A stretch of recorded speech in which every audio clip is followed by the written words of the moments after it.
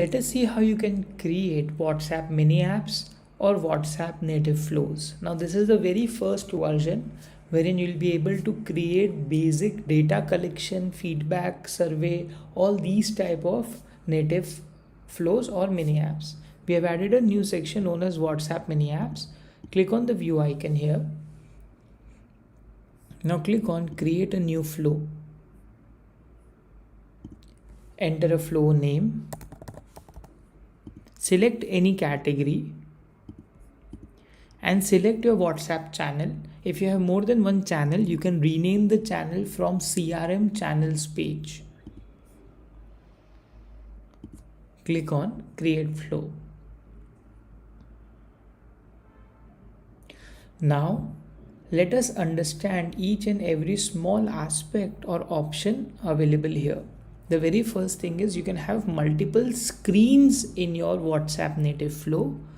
With this, you can have a unique screen title for each screen. Now in the very first icon, icon here is basically the preview of the flow. Right now you do not have anything in the particular screen, so you can also zoom in or zoom out from the preview area. Now if you click on the third icon, that is the components icon, you'll get the option wherein all of the components or elements available to design your screen would be visible. You can select few components and as soon as you click on them, they'll automatically get added. With this, you have option to see this particular icon here. You can rearrange the components from here. You can delete anyone, or you can also click on the settings icon and then define the labels and the various other options available here. For example, in this heading, you can also click on this settings icon here and define the text. Now to go from one screen to another, Meta has given two options. One is routing option and second is footer option. So in case of routing, a link like this is added. You can define the go to action to any other screen. And second is the footer option, wherein you get a button in the bottom area. If you click on the settings icon, you'll have the option, if someone is clicking on this button, either it is submitting the flow or it is taking you to any other screen. Now let us go to the second screen. Now here if you see the preview, it is again empty. We'll click on the components and we'll add some components. So let us have a drop down and a date option and again a footer. Here we can define the footer as submit. And here the footer is basically going to submit the flow. Now Meta has various conditions on a lot of blocks out here. So when you're basically building the flow, you might see some errors, and after checking the errors, so these errors are not from us, these are basically the ifs and buts conditions from Meta for the native flows.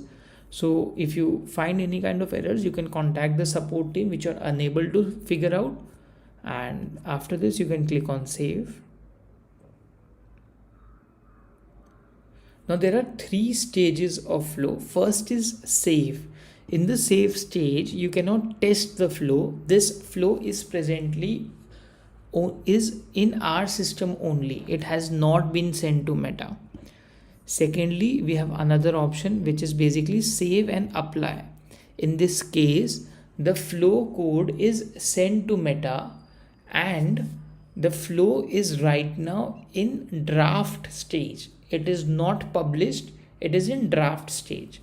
So you can also test the draft flows right now using the bot builder, and you can also click on this preview icon and you can also preview your flow from here. So if you click on preview, you'll get the option to choose your screen and you can see how the flow is going to look. And let me take you to the bot builder.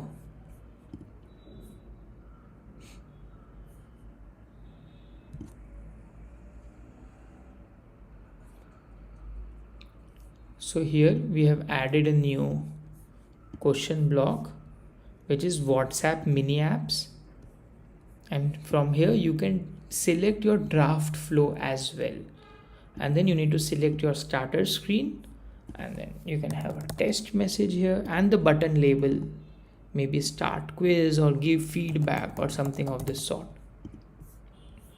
and then save. So it is always suggested to test the flow in the draft mode. The reason for it is, once you publish a flow to Meta, it cannot be edited. Meta doesn't allow editing any published flow. So once you're sure that you want to publish this particular flow, click on this publish icon here.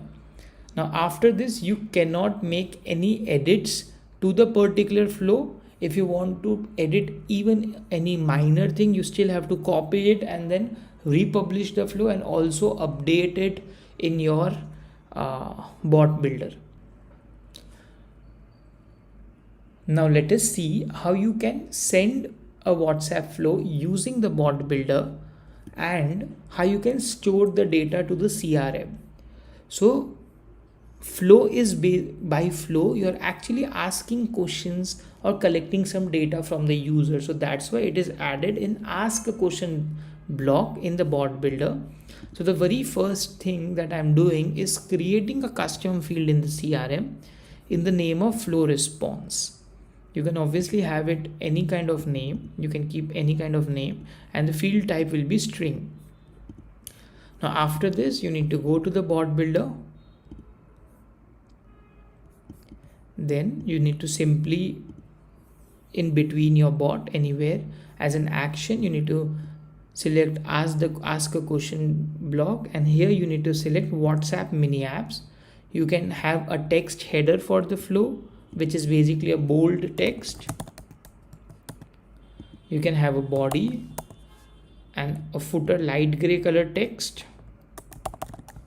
Obviously footer and header is optional, and the button label is the button on which, the button which will be visible to the user, and on clicking on this, the flow will start. You can select your flow either draft or published.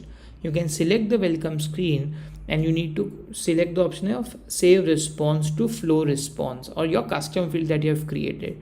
Now whenever the flow is triggered and when the user replies to the flow, the data comes as a string format and it is automatically saved in the flow response custom field. Now I'll have a separate video on how to use this data or how to segregate this data using few automation apps, but this is how you can send the flow and the data is getting saved in the custom field. Thank you.